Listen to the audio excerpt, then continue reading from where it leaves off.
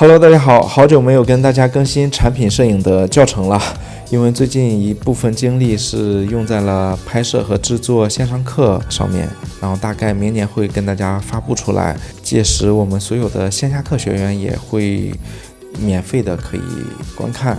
那这一期呢，我想跟大家分享一个我们存货照片的一个拍摄教程。我希望通过我的教程，我可以跟大家分享一个很好用的方法，至少大家看完我的视频之后，可以拍出类似这样的照片。大家看一下这3张照片，现在看是不是它们的打光方式都很像？好了，那我们废话不多说，然后我跟大家说一下，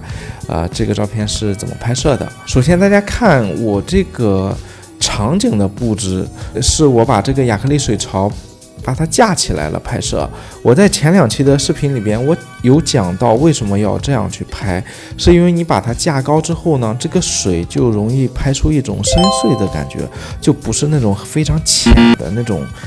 感觉。这我觉得跟我们这次拍的这款香水呢，可能也更加贴切，更加厚重一些吧。然后整体的可以带大家先看一下它的布光。首先左上角的这一个灯光就是打亮产品的，然后上面呢就是机位是垂直俯拍，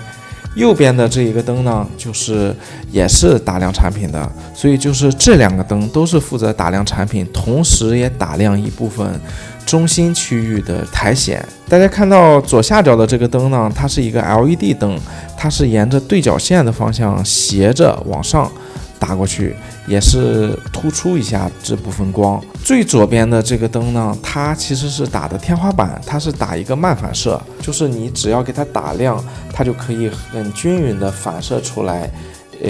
白色的亮度，正好可以映衬到水面。这种方法，尤其是你的天花板前提是白色的啊，它是可以给你省掉硫酸纸的。这里大家要注意的是，你看我这里面加的是蜂巢，而不是说直接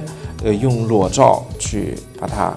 打亮。为什么？因为我还是想让这个水面它是有一定的低调质感的，我不想让整个墙面如果都亮的话，那整个水面也都亮了，那它这种暗调的高对比的质感也就会消失了，所以这算是控光的一个技巧吧。好了，这就是本期一个比较简短